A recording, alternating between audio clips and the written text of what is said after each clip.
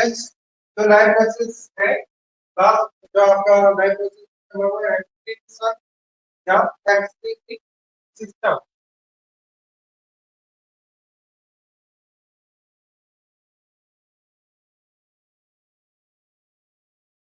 Excreting system या excretion, आपको meaning आना चाहिए। What is mean by excretion? Excretion कहते हैं किसको है? एक्सक्रीशन का मतलब होता है removal of waste product from our body.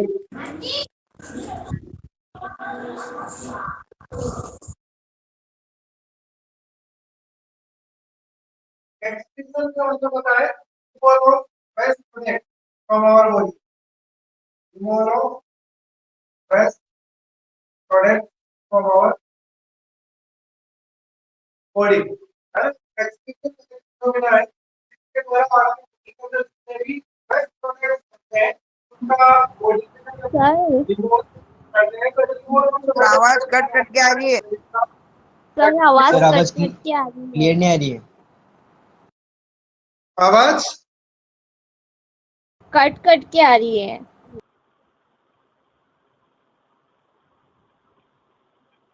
Excretion, excretory system. तो एक्सक्रीशन जो होता है उसका मीनिंग बिल्कुल आपको याद होना चाहिए। एक्सक्रीटरी सिस्टम आप पढ़ रहे हैं कि एक बड़ी लाइफ प्रोसेस है जो आपकी बॉडी की। इसका एक्सक्रीशन का मीनिंग होता है removal of the waste product from our body, that is called excretion. तो रिमूवल किन का? वेस्ट प्रोडक्ट का। वेस्ट प्रोडक्ट कौन सा आपके बॉडी में अनवांटेड बनते हैं और आपकी बॉडी में अगर वो डिपॉजिट रहेंगे तो वो क्या करेंगे? टॉक्सिक सब्सटेंस बनाएंगे। किन किन सब्सटेंस का आप रिमूवल करना चाहते हैं? वो जैसे रिमूवल है तो जनरली आप यूरिया में कन्वर्ट हो जाते हैं। अपन जो ह्यूमन बींग्स है, ह्यूमन के अंदर यूरिक एसिड यूरिया बनता है, यूरियोटेलिक एसिड। और जो रिमूवल होता है वेस्ट प्रोडक्ट का वो किस रूप में होता है? यूरिया। तो ह्यूमन बींग्स यूरियोटेलिक है। तो सारा जितना भी वेस्ट प्रोडक्ट है वो किडनी के द्वारा बनाया जाएगा। वेस्ट प्रोडक्ट को सेपरेट कर लिया जाएगा और उस वेस्ट प्रोडक्ट को बाद में आपकी बॉडी के द्वारा डिस्पोज कर दिया जाएगा। फॉर्म जो होगी उस वेस्ट प्रोडक्ट की वो आपकी यूरिया की होगी। बाकी के वेस्ट प्रोडक्ट बनते हैं वो भी दूसरे तरीके से निकल जाते हैं। जैसे CO2 है तो CO2 वापस आपके रेस्पिरेशन के द्वारा निकल जाती है। बाकी के आपके फूड के डाइजेशन के द्वारा जब फूड का डाइजेशन हो जाएगा और जो बन जाएंगे उसके बाद एब्जॉर्प्शन के बाद आपकी सेल्स के अंदर ग्लूकोज और इनको सबको एब्जॉर्ब करने के बाद एनर्जी मिलने के बाद जो वेस्ट प्रोडक्ट बनते हैं उनका रिमूवल आपका एक्सक्रीटरी सिस्टम करता है। ठीक है, फिर इसका इंपॉर्टेंस क्या है? What is the importance of the excretion या excretory system in our body? तो देखो, बिना एक्सक्रीशन के किसी भी एनिमल्स का सर्वाइव करना पॉसिबल नहीं है। क्यों? क्योंकि ये वेस्ट प्रोडक्ट्स हैं। वेस्ट प्रोडक्ट आपकी बॉडी में क्या होंगे? अकुमुलेट होंगे। अकुमुलेट होंगे तो वो टॉक्सिक सब्सटेंस बनाएंगे। क्या बनाएंगे? टॉक्सिक सब्सटेंस बनाएंगे और वो आपके बॉडी के लिए हार्मफुल होते हैं। तो आप ज़्यादा देर तक आपके ज़्यादा दिनों तक वेस्ट प्रोडक्ट को आपकी बॉडी में अकुमुलेट नहीं रख पाएंगे। तो उनका रिमूवल इम्पोर्टेंट है और रिमूवल करना पड़ेगा, है ना। तो एक्सक्रीटरी सिस्टम अपने आप में एक बहुत इंपॉर्टेंट रोल प्ले करता है और इसके बिना किसी भी ऑर्गेनिज्म का सर्वाइवल पॉसिबल नहीं है। तो ये सारे टॉक्सिक सब्सटेंस का क्या करता है? टाइम टू टाइम रिमूवल करता है। फिर आपका well organise human excretory system आ जाता है। तो ह्यूमन एक्सक्रीटरी सिस्टम में कौन कौन से पार्ट होते हैं ये आपको पता होना चाहिए।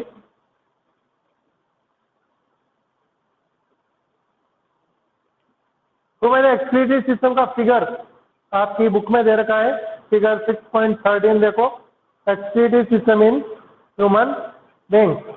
ठीक है, तो उसके अंदर जो मेजर पार्ट है वो है फर्स्ट आपका किडनी। नंबर में कितनी होगी?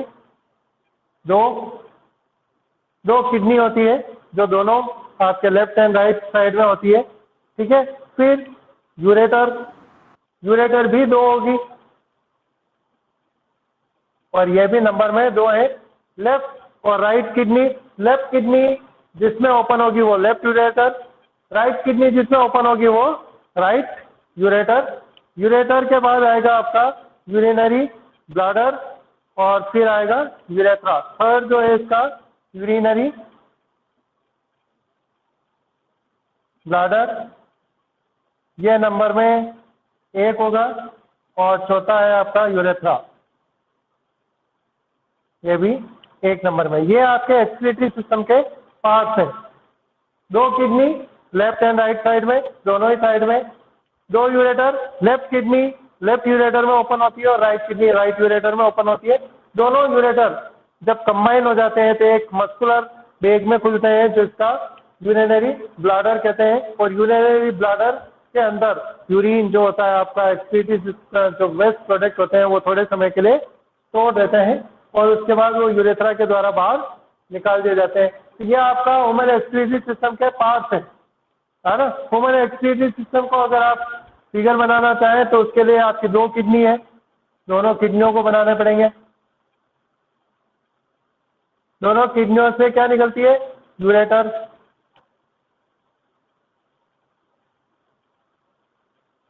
ठीक है, यूरेटर जिस बैग में ओपन होती है मस्कुलर, उसको यूरिनरी ब्लैडर कहते हैं और वो फिर ओपन हो जाती है यूरेथ्रा में, है ना। तो दोनों कहाँ ओपन होगी?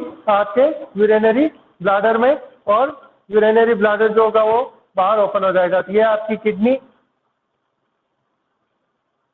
ये जो है यूरेटर, ये है यूरेथ्रा, यूरिनरी ब्लैडर।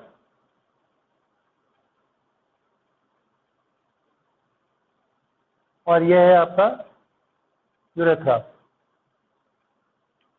है ना। तो ये आपके एक्सक्रीटरी सिस्टम के पार्ट्स हैं। तो एक्सक्रीटरी सिस्टम में आपकी दोनों किडनी है, लेफ्ट एंड राइट, दोनों किडनियां होगी, दोनों यूरेटर होंगे, यूरिनरी ब्लैडर होगा, यूरेथ्रा होगा। आपकी बुक में और भी कुछ साथ में दे रखा है, वो एक्सक्रीटरी सिस्टम का पार्ट्स तो नहीं है पर वो ब्लड को लाते हैं। देखो, किडनी के अंदर प्यूरिफिकेशन किसका होता है? ब्लड का। क्यों? क्योंकि आपके सारे एक्सक्रीटरी प्रोडक्ट कहाँ कौन कैरी करता है? ब्लड कैरी करता है। देखो, ब्लड सारी सेल्स के पास ग्लूकोज, ऑक्सीजन, सारी चीजें जो चाहिए सेल्स को वो ले जाता है। सेल के अंदर उसका प्रोसेस हो जाता है, जैसे ग्लूकोज गया माइटोकॉन्ड्रिया में जाएगा, माइटोकॉन्ड्रिया में जाने के बाद उसका ब्रेकडाउन होगा, ब्रेकडाउन के बाद एनर्जी मिल जाएगी और जो वेस्ट प्रोडक्ट बनेंगे वो वापस कहाँ चले जाएंगे? ब्लड के अंदर चले जाएंगे। वो ब्लड वापस कहाँ आएगा? किडनी के अंदर। तो किडनी के अंदर ब्लड का सप्रेशन होता है या प्यूरिफिकेशन होता है और जितने भी एक्सक्रीटरी सब्सटेंस होते हैं वो किडनी के द्वारा निकाल दिए जाते हैं। तो किडनी तक जो ब्लड लेके आता है वो उनका फिगर दे रखा है आपको, लेफ्ट रीनल आर्टरी और लेफ्ट रीनल वेन। तो इनके अंदर किडनी के अंदर जो ब्लड को लाती है और ले जाती है उनको अपन कहते हैं रीनल वेन। रीनल वेजल्स है, रीनल आर्टरीज भी होगी और रीनल वेन्स भी होगी। ठीक है ना। तो आर्टरीज क्या करती है? प्योर ब्लड को ले जाती है। तो रीनल वेन्स जो है वो इम्प्योर ब्लड को आपके बॉडी के अंदर का जितना भी इम्प्योर ब्लड है उसको किडनी के अंदर लेके आएगी और रीनल आर्टरीज वापस उसको ले जाएगी। इट मीन्स किडनी के पास जो ब्लड को लाती है और ले जाती है वो रीनल वेजल्स कहलाती है, भले वो वेन है या आर्टरीज है। तो उनका फिगर भी आपको साथ में दे रखा है। वो एक्सक्रीटरी सिस्टम के पार्ट नहीं है पर वो चूंकि ब्लड को लाती है और ले जाती है इसलिए उनका फिगर भी आपको साथ में दे रखा है। पर अगर आपके एक्सक्रीटरी सिस्टम का फिगर आता है तो आपको जरूरी नहीं है कि आपको रीनल आर्टरीज या वेन्स या आप कुछ बनाए। आप सिंपल किडनी, यूरेटर और यूरिनरी ब्लैडर और यूरेथ्रा भी बना सकते हैं। ह्यूमन बॉडी भी बनाना चाहें तो बना सकते हैं, नहीं बनाना चाहें तो कोई ज़्यादा नेसेसिटी नहीं है कि आपको वो भी बनानी पड़ेगी, ऐसा भी कुछ नहीं है, नहीं बनाया तो चलेगा। ठीक है। अब देखो, ये हो गया। अब वर्क कैसे करता है पूरा एक्सक्रीटरी सिस्टम? तो इसके अंदर जो आपकी किडनी है उसके अंदर जो मेन वर्किंग है, जैसे नर्वस सिस्टम है तो नर्वस सिस्टम के अंदर जो मेन फंक्शनल यूनिट होती है लंग्स की वो क्या है? एल्यूविली है। उसी तरह से किडनी की जो मेन फंक्शनल यूनिट है वो क्या है? नेफ्रॉन्स है। तो नेफ्रॉन्स का स्ट्रक्चर अपन बाद में पढ़ेंगे, पहले केवल जनरल वे में आपका ह्यूमन एक्सक्रीटरी सिस्टम समझ लेते हैं, है ना। तो किडनी के अंदर नेफ्रॉन्स होंगे। नेफ्रॉन्स किसके अंदर होता है? किडनी के अंदर। जैसे लंग्स के अंदर क्या होते हैं, एल्यूलिस, एल्यूलिस काउंटलेस होते हैं, बहुत सारे होते हैं। उसी तरह से किडनी के अंदर भी बहुत सारे नेफ्रॉन होते हैं और पूरा आपका ब्लड का प्यूरिफिकेशन nephrons करते हैं। So the functional unit of our excretory system is nephron. The functional unit of our excretory system or kidney is nephron. मतलब किडनी के अंदर जो प्यूरिफिकेशन होता है वो करता कौन है, नेफ्रॉन करते हैं, है ना। तो होगा क्या, ब्लड आएगा, पहले ब्लड कहाँ आएगा, किडनी के अंदर, किडनी से कहाँ जाएगा, नेफ्रॉन्स के अंदर, नेफ्रॉन्स के अंदर उसका प्यूरिफिकेशन होगा, ब्लड जो होगा वो पूरा का पूरा बन जाएगा। जितने भी वेस्ट प्रोडक्ट होते हैं वो बाहर निकाल दिए जाते हैं और बाकी का जो प्योर ब्लड होता है जिसमें कोई वेस्ट प्रोडक्ट नहीं है वो आर्टरीज के द्वारा वापस बॉडी के अंदर चला जाता है, ठीक है। और जो वेस्ट प्रोडक्ट उन्होंने निकाले उसका वाटर के साथ क्या हो जाता है, वो सारे वेस्ट प्रोडक्ट यूरिया में कन्वर्ट हो जाते हैं और फिर वाटर के अंदर सोल्यूबल हो जाते हैं, ठीक है। फिर जब किडनी के अंदर ये सारी प्रोसेस हो जाएगी तो वो यहाँ से जब यूरिन निर्माण हो जाएगा, यूरिन का निर्माण नेफ्रॉन्स ही करेंगे। कौन करेंगे, नेफ्रॉन्स। नेफ्रॉन ब्लड को फिल्टर करेंगे, फिल्टर करने के बाद जो नाइट्रोजनस वेस्ट निकलेगा यूरिया में उसको यूरिया के अंदर कन्वर्ट करके उसको वाटर सोल्यूबल फॉर्म बनाएंगे वाटर के अंदर। तो वो यूरिन है वो सब बनता कहाँ है, नेफ्रॉन का। उसका फॉर्मेशन अपन अलग से देखेंगे, नेफ्रॉन का स्ट्रक्चर और यूरिन का फॉर्मेशन। फिर क्या होगा, जब यूरिन किडनी में बन जाएगा तो नेफ्रॉन सारे एक सिंपल कलेक्टिंग ट्यूब्स में कलेक्ट होते हैं। मतलब ये सारे नेफ्रॉन क्या है, एक सिंपल कलेक्टिंग ट्यूब होगी जो सिंगल होगी उसके अंदर खुलते हैं। तो सारों नेफ्रॉन्स का जो यूरिन बनेगा वो कहाँ चला जाएगा, कलेक्टिंग ट्यूबल्स के अंदर चला जाएगा और वो कलेक्टिंग ट्यूबल्स कनेक्ट होकर यूरेटर में ओपन हो जाएगी। तो यूरिन किडनी से कहाँ आ गया, यूरेटर में। यूरेटर क्या करती है, किडनी से यूरिन को केवल यूरिनरी ब्लैडर तक ले जाने का काम करती है। तो लेफ्ट किडनी की लेफ्ट यूरेटर उसको यूरिन को यूरिनरी ब्लैडर में ले जाएगी और राइट किडनी की राइट यूरेटर उस यूरिन को जो बना उसको यूरिनरी ब्लैडर में ले जाएगी। ये मस्कुलर बैग है और टेम्परेरी स्टोरेज है, स्टोर करता है यूरिन को, है ना। हाँ, एक में ठहरो सर, थोड़ा धीरे पढ़ाओ ना, बहुत जल्दी चला। हाँ, तो किडनी के अंदर ब्लड का प्यूरिफिकेशन हो जाएगा और यूरिन बन जाएगा, कलेक्टिंग ट्यूबल्स के द्वारा यूरेटर में आ जाएगा और यूरेटर से कहाँ आ जाएगा, वो यूरिनरी ब्लैडर में। यहाँ पे यूरिन का टेम्परेरी स्टोरेज होता है ना, थोड़ी देर के लिए स्टोर रहता है ना। जब आपको लगेगा कि बहुत ज़्यादा यूरिन आपकी बॉडी में स्टोर हो जाए तो आपको यूरिनेट की जो अर्ज है वो अपने आप नर्वस सिस्टम के कंट्रोल में है वो, और यूरिनरी की जो फिर बाद में एक डेफिनेट अमाउंट के बाद आप उसको यूरेथ्रा के द्वारा आपकी बॉडी से बाहर निकाल सकते हैं। तो ये आपका ह्यूमन एक्सक्रीटरी सिस्टम है। तो किडनी, यूरेटर, यूरिनरी ब्लैडर और यूरेथ्रा। एक बार और वापस रिपीट कर देते हैं, है ना। ह्यूमन एक्सक्रीटरी सिस्टम है, फर्स्ट आपका किडनी है, जो फंक्शनल यूनिट है नेफ्रॉन है। नेफ्रॉन करते क्या है, ब्लड का प्यूरिफिकेशन करते हैं। तो ब्लड इस किडनी के अंदर सारे वेस्ट प्रोडक्ट को कैरी करते हुए ब्लड को किडनी के अंदर लाएगा। किडनी से वो किस में जाएगा, नेफ्रॉन्स में। तो नेफ्रॉन्स में पूरे ब्लड का फिल्ट्रेशन होगा और सारे नाइट्रोजनस वेस्ट जो है वो सब सेपरेट हो जाएंगे। जो ब्लड प्यूर होगा वो वापस रीनल आर्टरीज के द्वारा हार्ट की तरफ चला जाएगा, है ना। और बाकी का जो नाइट्रोजनस वेस्ट है वो यूरिया में कन्वर्ट हो जाएगा और फिर पानी के अंदर उसको डिजोल्व कर दिया जाता है। तो जो आपका बनेगा वो क्या बनेगा, यूरिन। यूरिन क्या है, यूरिया जो आपका है उसके लिए नाइट्रोजनस वेस्ट है और वाटर के अंदर ये क्या है, सोल्यूबल है, वाटर के अंदर डिजोल्व है। तो वाटर प्लस नाइट्रोजनस वेस्ट दोनों मिलके यूरिन बनाते हैं, ये यूरिन है। और वो किडनी में जब यूरिन बन जाएगा तो वो कहाँ ट्रांसफर हो जाएगा, यूरेटर में। यूरेटर उस यूरिन को कहाँ ले जाएगी, यूरिनरी ब्लैडर के अंदर। तो यूरिनरी ब्लैडर के अंदर वो यूरिन थोड़े समय तक स्टोर रहता है और फिर इसके बाद इस यूरिन को यूरेथ्रा के द्वारा आपकी बॉडी से बाहर निकाल दिया जाता है।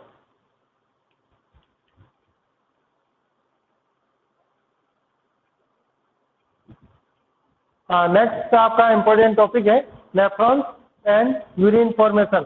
नेफ्रॉन्स जो होते हैं वो यूरिन का फॉर्मेशन किस प्रकार से करते हैं और नेफ्रॉन्स क्या होता है? तो नेफ्रॉन्स जो है फंक्शनल यूनिट है, फंक्शनल यूनिट ऑफ किडनी। तो इसको आप स्ट्रक्चरल एंड फंक्शनल यूनिट कह सकते हैं किडनी की। आपका एक्सक्रीटरी सिस्टम जो होता है उसकी स्ट्रक्चरल एंड फंक्शनल यूनिट जो होती है वो क्या होती है? आपकी नेफ्रॉन्स होते हैं। तो the structural and functional unit of kidney that is called nephrons.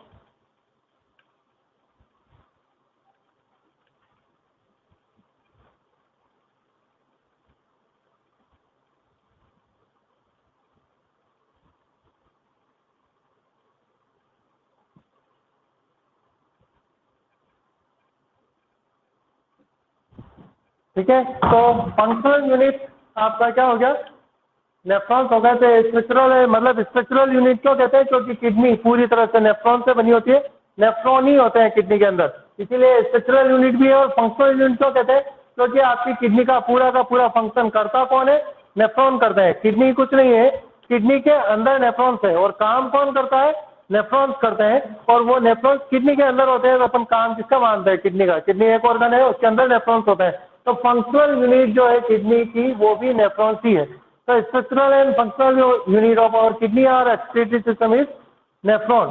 तो नेफ्रॉन का स्ट्रक्चर भी आपको आना चाहिए और वो यूरिन बनाती कैसे है उसका भी आता है, आना चाहिए। अरे देखो नेफ्रॉन का स्ट्रक्चर आपके फिगर 66.14 फिगर जो है बुक में दे रखा है उसको, पर उसका कॉम्प्लिकेटेड बनाने की जरूरत नहीं है। उसका आपको इस तरह से बनाने की जरूरत नहीं, सिंपल वे में भी बना सकते हो। ये आपका बाउमेंस कैप्सूल होता है ना।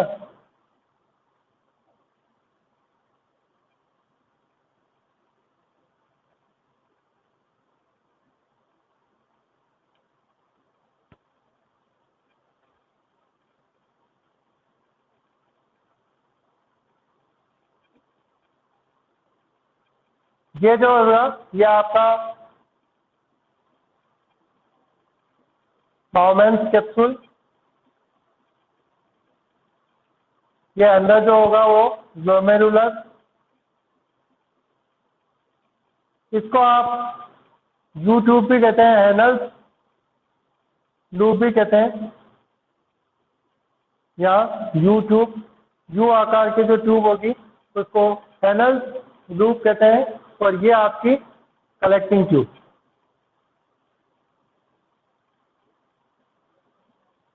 कलेक्टिंग डक्ट और कलेक्टिंग ट्यूबुल या कलेक्टिंग ट्यूब कुछ भी कहो, है ना। तो ये आपका बाउमेंस कैप्सूल है। बाउमेंस कैप्सूल के बाद ग्लोमेरुलस है ना।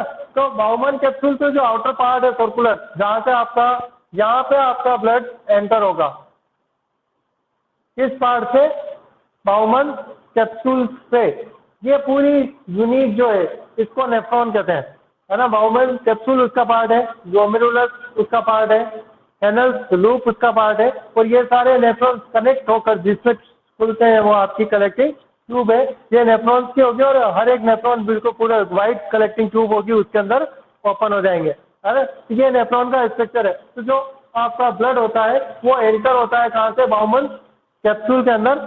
ग्लोमेरुलस होता है, उसको आप छन्नी कह सकते हैं, साइव है ना। छन्नी मानते हैं ना अपन, जिसको छानते हैं, तो ये भी एक साइव ही है, छन्नी है। और उसके अंदर सारा ब्लड इस ग्लोमेरुलस के तरह छन्नी टाइप होता है, जो पहले एक कप के आकार का जो आपका कप शेप स्ट्रक्चर होता है उसको बाउमेंस कैप्सूल कहते हैं। और इस कप शेप स्ट्रक्चर के अंदर एक साइव होती है जो छन्नी होती है, जो ब्लड को छानने का काम करती है, वो आपका ग्लोमेरुलस है। तो ग्लोमेरुलस साइव का काम करती है और पूरे ब्लड को छानने का काम करती है, छान लेती है ना। तो जो छनित मर जाएगा उस छनित को यहाँ पर वेस्ट पानी में सोल्यूबल होकर वो नीचे आ जाएगा, है ना। तो बाउमेंस कैप्सूल और ग्लोमेरुलस क्या है? बाउमेंस कैप्सूल एक कप शेप स्ट्रक्चर है और ग्लोमेरुलस उसके अंदर एक साइव है जो ब्लड को क्या करती है? छानने का काम करती है ना। और फिर बाउमेंस कैप्सूल के अंदर ये सारा आपका जो फिल्ट्रेट है, जो फिल्टर हो जाएगा कैपिलरी के अंदर, उसके अंदर बाउमेंस कैप्सूल के अंदर वो सारा फिल्ट्रेट बाद में कहाँ ट्रांसफर हो जाएगा, यहाँ से फिल्टर हो जाएगा, फिल्ट्रेट होने के बाद वो यहाँ पर हेनल्स लूप में ट्रांसफर हो जाएगा, यहाँ आ जाएगा, है ना। तो इस हेनल्स लूप का जो मेजर फंक्शन है वो ये है कि ये सेलेक्टिव एब्जॉर्प्शन शो करती है। सेलेक्टिव एब्जॉर्प्शन किसका, कुछ सब्सटेंसेस का, और इन सब्सटेंस का नाम आपको याद रखना पड़ेगा जो सेलेक्टिव एब्जॉर्प्शन ये करती है, जो आपके बुक में दे रखे हैं पेज नंबर 111 ये जो सब्सटेंस के नाम दे रखे हैं उन सब्सटेंस के नाम भी आपको बिल्कुल याद रखने पड़ेंगे जिनका सेलेक्टिव रीएब्जॉर्प्शन होता है इस हेनल्स लूप के द्वारा। वो है glucose, amino acid, salt and water. Glucose किस किस का होता है, एक तो ग्लूकोज का, एमिनो एसिड का, साल्ट का और वाटर का। एक्सेस वाटर अगर है तो उसका सेलेक्टिव रीएब्जॉर्प्शन इस हेनल्स लूप के द्वारा होता है ना। तो बाउमन कैप्सूल और ग्लोमेरुलस के द्वारा अगर आपका फिल्ट्रेट हो जाता है, फिल्ट्रेट होने के बाद हेनल्स लूप में जब वो यूरिन आ जाता है तो उसके अंदर अगर यहाँ पे ब्लड से कुछ सब्सटेंस ब्लड में ऐसे रह गए हो जो आपके लिए उपयोगी हैं और आपके लिए इम्पोर्टेंट है, उनका सेलेक्टिवली रीएब्जॉर्प्शन होता है। एब्जॉर्प्शन तो देखो ये नहीं करता है, एब्जॉर्प्शन तो कौन करता है, आपके स्मॉल इंटेस्टाइन करता है, वो एब्जॉर्ब कर लेगा। फिर भी अगर ब्लड में कुछ चीजें ऐसी रह जाती है जो आपके काम की हो तो उनको हेनल्स लूप वापस रीएब्जॉर्ब करता है। और वो सब्सटेंस क्या क्या है, एक तो ग्लूकोज है, एक अमीनो एसिड है, साल्ट है अगर कुछ बच जाए, और एक्सेस वाटर अगर है, तो ये सारी चीजें वापस सेलेक्टिवली रीएब्जॉर्ब हो जाती है। और रीएब्जॉर्ब होने के बाद इसके अंदर सिवाय वेस्ट प्रोडक्ट के कुछ नहीं रहता है और सब ये यूरिन कहलाता है। और ये यूरिन कहाँ आ जाएगा, आपकी कलेक्टिंग ट्यूबुल्स के अंदर आ जाएगा। और कलेक्टिंग ट्यूबुल्स के अंदर ये सारे कलेक्ट होते रहते हैं और ये सारी कलेक्टिंग ट्यूबुल ही फिर किसमें ओपन होगी, यूरेटर के अंदर ओपन होगी। तो ये जो प्रोसेस है ये आपका नेफ्रॉन का स्ट्रक्चर भी है और यूरिन फॉर्मेशन किस प्रकार से होता है उसका प्रोसेस भी है ना। एक बार और रिपीट कर देते हैं। नेफ्रॉन का स्ट्रक्चर समझ में आ गया तुमको, बाउमन कैप्सूल, ग्लोमेरुलस होता है, हेनल्स लूप होता है, कलेक्टिंग ट्यूबुल होती है, ये सभी है। आपका ब्लड ग्लोमेरुलस के द्वारा खाना जाएगा, बाउमन कैप्सूल में आएगा, बाउमन कैप्सूल में ग्लोमेरुलस जो होता है वो शाही होती है और वो उस ब्लड को फिल्टर करने का काम करती है। जितने भी वेस्ट होते हैं वो फिल्टर कर लिए जाते हैं और उसको वाटर के अंदर सोल्यूबल कर दिया जाता है। फिर वो वहां से हेनल्स लूप में आएगा। हेनल्स लूप में उसमें से जितने भी इंपॉर्टेंट सब्सटेंस अगर कोई बच जाते हैं तो उनका सेलेक्टिवली रीएब्जॉर्प्शन होता है। और जिन सब्सटेंस का सेलेक्टिवली रीएब्जॉर्प्शन होता है वो आपके ग्लूकोज है, अमीनो एसिड है, साल्ट और वाटर है। और जब इन सभी सब्सटेंस का रीएब्जॉर्प्शन हो जाता है तो इस फिल्ट्रेट के अंदर कुछ भी इंपॉर्टेंट सब्सटेंस नहीं बचते हैं और सारे के सारे वेस्ट रह जाते हैं। और वो किस रूप में होते हैं, यूरिया या यूरिक एसिड के रूप में होते हैं, तब वो यूरिन कहलाता है। और ये यूरिन इस हेनल्स लूप से कलेक्टिंग ट्यूब में ट्रांसफर हो जाता है और कलेक्टिंग डक्ट से यूरेटर के द्वारा यूरेथ्रा, यूरिनरी ब्लैडर और यूरेथ्रा के द्वारा आपकी बॉडी से बाहर निकाल दिया जाता है ना। जो यूरिन है उसका जो कलर है वो स्लाइट येलो कलर का होता है और वो यूरोक्रोम के कारण होता है।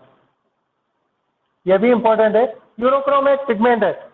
For example the colour of your blood is red due to the presence of haemoglobin. Haemoglobin एक पिगमेंट है, हीमोग्लोबिन एक पिगमेंट है और उसकी वजह से आपका ब्लड का कलर रेड होता है। उसी तरह से यूरिन का येलो कलर एक पिगमेंट के कारण होता है और उस पिगमेंट का नाम यूरोक्रोम है। कौन सा पिगमेंट है, यूरोक्रोम, जो इस यूरिन को हल्का येलो कलर प्रोवाइड करता है, ठीक है ना। फिर अगला जो इम्पोर्टेंट चीज है वो आपका यूरिन का जो प्रोसेस है, यूरिन का आप कब यूरिन करना है कब नहीं करना है उसको डिसाइड कौन करता है ना। तो वो आपके नर्वस कंट्रोल में है। अर्ज टू यूरिनेट, है ना। अर्ज टू यूरिनेट का मतलब होता है आपको कब लगेगा कि आपको यूरिन आपकी बॉडी से पास आउट करना है ना। तो उसका कंट्रोल आपका नर्वस सिस्टम में होता है, नर्वस कंट्रोल है। कुछ पर्सन आपने देखे हो तो जिनका इसके ऊपर नियंत्रण ही नहीं रहता है, है ना, उनको पता ही नहीं चलता है कि कब यूरिन उनकी बॉडी से बाहर आ गया और उसके बारे में उनको कोई आइडिया नहीं रहता है ना। बहुत सारे लोग होते हैं जो पेशेंट हो जाते हैं या उनके नर्वस सिस्टम में कहीं थोड़ा बहुत मिस्टेक आ जाती है, तो उन लोगों को फिर पता नहीं चलेगा कि उनका बॉडी से यूरिन कब आउट आ गया और कब आउट नहीं आया। बाकी जो नॉर्मल पर्सन होते हैं उनको बिल्कुल कंफर्म पता है कि कब आपको यूरिनेट करना है और कब नहीं करना है। वो उसको थोड़ी देर के लिए प्रेशराइज भी कर सकते हैं, रोक भी सकते हैं और उसको कंट्रोल कर सकते हैं। तो वो आपके नर्वस सिस्टम के कंट्रोल में है ना। इसका जो हार्मोन होता है वो होता है वेसोप्रेसिन, पिट्यूटरी ग्लैंड का हार्मोन है वेसोप्रेसिन। इसीलिए pituitary gland is called the master gland of our body. तुमने तो और क्लासेस में क्या देखा था पढ़ा हुआ, पिट्यूटरी ग्लैंड जो होती है वो केवल एक ग्रोथ हार्मोन जो होता है उसी को स्रावित करती है, पर ऐसा नहीं है। पिट्यूटरी ग्लैंड जो होती है बहुत सबसे ज्यादा हार्मोन्स को सिक्रेट करती है और लगभग हर एक ग्लैंड के ऊपर इसका कंट्रोल है ना।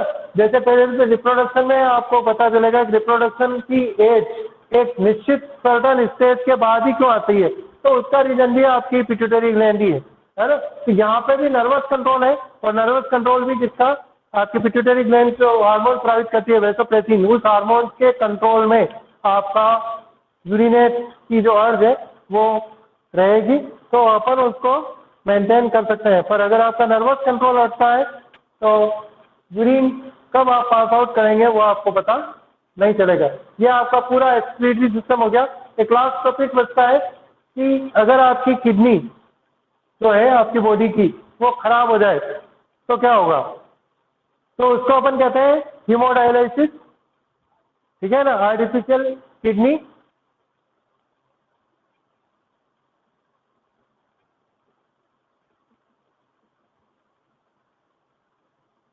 देखो मैंने पहले भी बोला excretion is an important phenomena in our body और एक्सक्रीशन के बिना आपका सर्वाइवल सर? पॉसिबल नहीं है। हाँ एक मिनट चलो।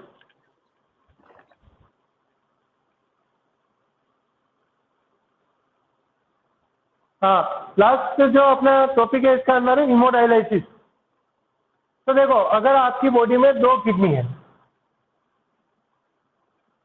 किडनी कितनी है 2, और एक्सक्रीशन तुमको पहले ही बताया इम्पोर्टेंट है, बिना एक्सक्रीशन आप सर्वाइवल नहीं कर सकते। तो किडनी तो इम्पोर्टेंट है ना। किडनी ऐसा हो सकता है कि 2 किडनी में से अगर एक किडनी खराब हो जाती है तो आप जीवित तो रह जाएंगे, कोई दिक्कत नहीं आएगी। एक किडनी आपका जितना भी फंक्शन होगा वो करेगी, पर उसके ऊपर लोड हो गया, ज्यादा लोड हो गया, तो जो आपकी एफिशिएंसी है वर्क करने की वो डाउन हो जाएगी, है ना। अगर आप हेवी वेट उठाकर चल सकते हैं, दोनों किडनी है तब बाद में आप वो काम नहीं कर पाएंगे, ज़्यादा दौड़ नहीं पाएंगे, ज़्यादा हेवी वर्क नहीं कर पाएंगे, एफिशिएंसी आपकी डाउन हो जाएगी बहुत ज़्यादा, 50% पे आ जाएगी आपकी एफिशिएंसी। आपकी किडनी दोनों वर्किंग में है, प्रॉपर वर्किंग में है तो आप 100% एफिशिएंट है और सभी वर्क आराम से कर सकते हैं। पर अगर आपकी एक किडनी डैमेज हो जाती है तो आपकी एफिशिएंसी भी 50% पे आ जाएगी, है ना। इतना हार्ड वर्क आप कर नहीं पाएंगे।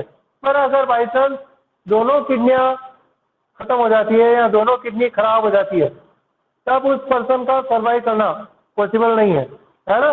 तब 2 चीजें हो सकती है, या तो आप आर्टिफिशियल जो किडनी है मतलब उसको हीमोडायलिसिस कहते हैं वो करवाएं, या फिर किडनी ट्रांसप्लांट करवाएं। तो किडनी ट्रांसप्लांट भी बहुत इजी प्रोसेस नहीं है।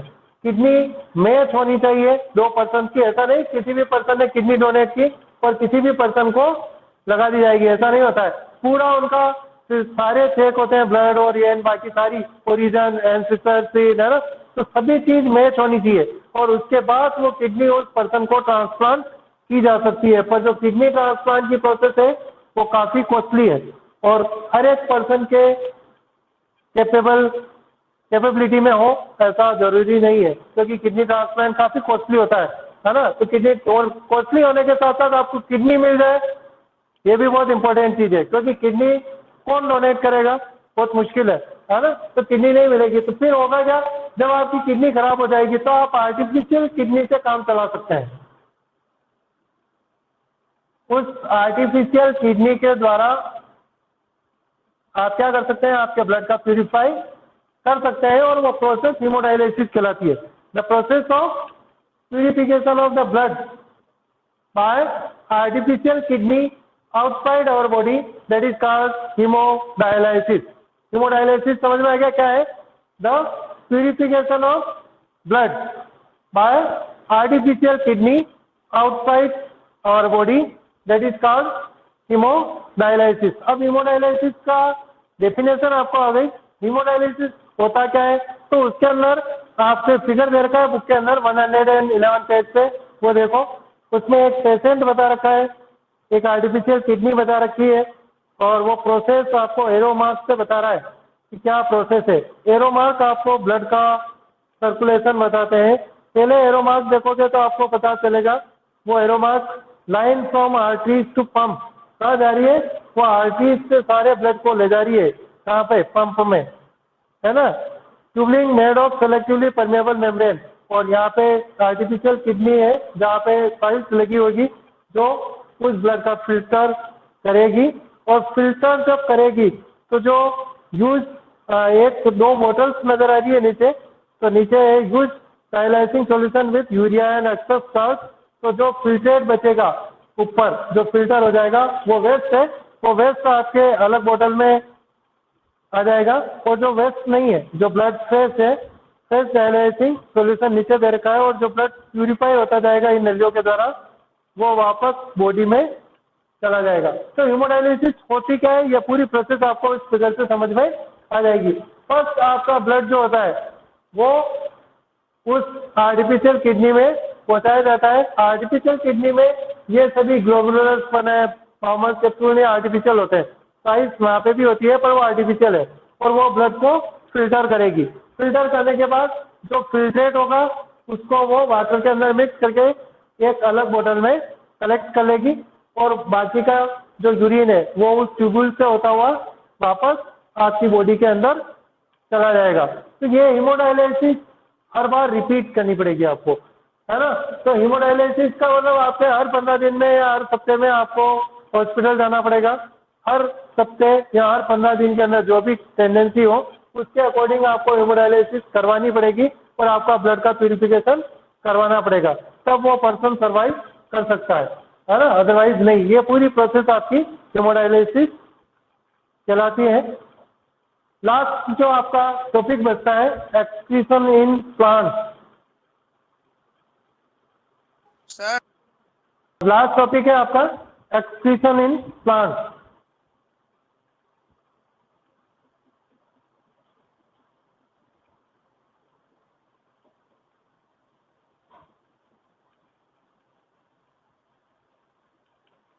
देखो excretion in plant, plants excrete करते हैं या नहीं करते हैं, है ना.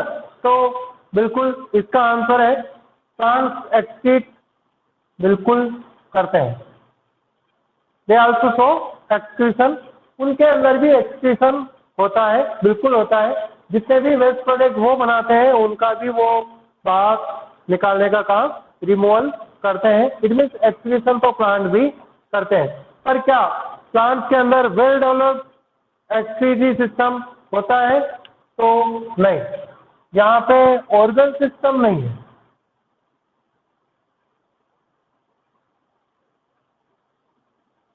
Plants do not have an organised organ system for the excretion, है ना. एक्सक्रीशन के लिए प्लांट्स में कोई वेल डेवलप्ड ऑर्गन सिस्टम नहीं होता है. जैसे एनिमल्स है तो एनिमल्स के अंदर हर एक एनिमल्स के अंदर वेल डेवलप्ड ऑर्गन सिस्टम होता है. जैसे ह्यूमन बींग्स है तो ह्यूमन बींग्स के अंदर किडनी है, यूरेटर है, पूरा आपका एक्सक्रीटरी सिस्टम है, और उसका काम केवल रिमूवल है वेस्ट प्रोडक्ट का.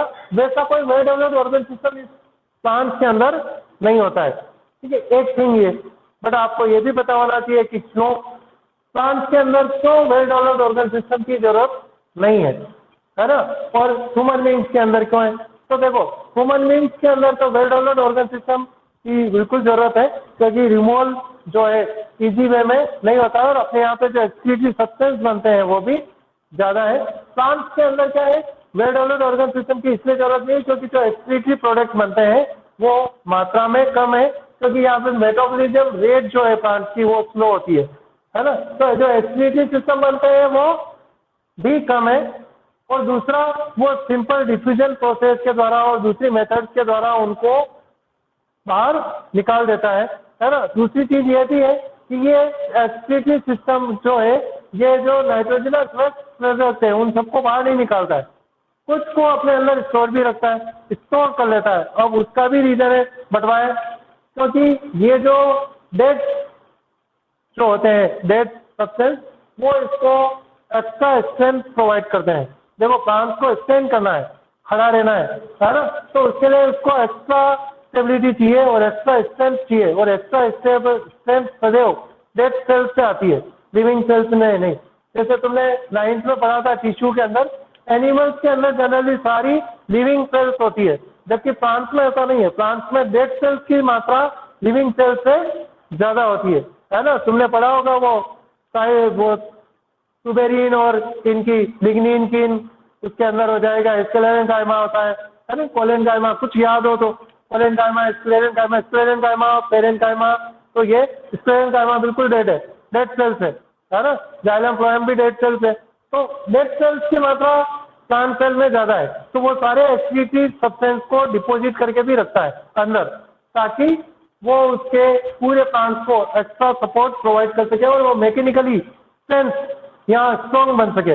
इसलिए भी वो ज्यादा एक्सक्रीटरी सिस्टम को उसके लिए कोई ज्यादा जरूरत नहीं है। तो दोनों रीजन है, इसकी मेटाबॉलिज्म रेट स्लो होती है, जो एक्सक्रीटरी सब्सटेंस बनते हैं उनका केवल डिफ्यूजन के द्वारा एक्सक्रीशन किया जा सकता है, और दूसरा एक्सक्रीटरी सब्सटेंस को अपने अंदर ही तोड़ रखता है ताकि इसको मैकेनिकल स्ट्रेंथ मिल सके, और इसके कारण इसके अंदर कोई वेल डेवलप्ड ऑर्गन सिस्टम नहीं होता है। ठीक है, अब एक्सक्रीशन ये करता किस चीज का है और कैसे, तो देखो फर्स्ट एक्सक्रीशन ये करता है O2 और CO2 का।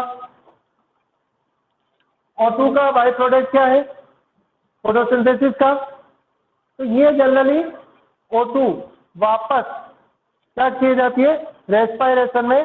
ये ऑक्सीजन कहाँ से निकलेगी, आपके फोटोसिंथेसिस से। तो फोटोसिंथेसिस से बाहर निकल जाएगी, किसके द्वारा, स्टोमेटा के द्वारा। कहाँ चली जाएगी, एयर के अंदर, है ना। तो डायरेक्ट प्रोसेस है, यहाँ किसी भी वेल डेवलप्ड ऑर्गन सिस्टम की जरूरत नहीं है, केवल डिफ्यूजन के द्वारा वो बाहर निकाल दी जाती है और स्टोमेटा के द्वारा वो एयर के अंदर सेट कर दी जाएगी। ठीक है, फिर बनती है CO2, है ना। तो CO2 ये क्या करता है, इन्वायरमेंट से बाहर ले लेता है, और जो बनेगी इसके अंदर वो वापस काम में ले लेगा, है ना। तो ऑक्सीजन CO2 का है, यहाँ पे कोई वो ज्यादा इश्यू नहीं है, तो ऑक्सीजन ये बाहर निकाल देगा, तो गैस का तो स्टोमेटा के द्वारा हो जाएगा। ठीक है, तीसरा पानी का ये क्या करता है, वाटर, अगर वाटर एक्सेस है तब भी ये स्टोमेटा के द्वारा उसको बाहर निकाल देगा, और प्रोसेस क्या होगी, ट्रांसपीरेशन। ठीक है ना। तो बिल्कुल पानी को भी निकालने के लिए इसके अंदर कोई वेल डेवलप्ड ऑर्गन सिस्टम की जरूरत नहीं है, और ये पानी को भी सिंपल स्टोमेटा के द्वारा ट्रांसपीरेशन करके एक्सेस पानी जितना भी है उसको ये बाहर निकाल देगा। कुछ जो वेस्ट प्रोडक्ट होते हैं, ये वेस्ट प्रोडक्ट को स्टोर कर लेता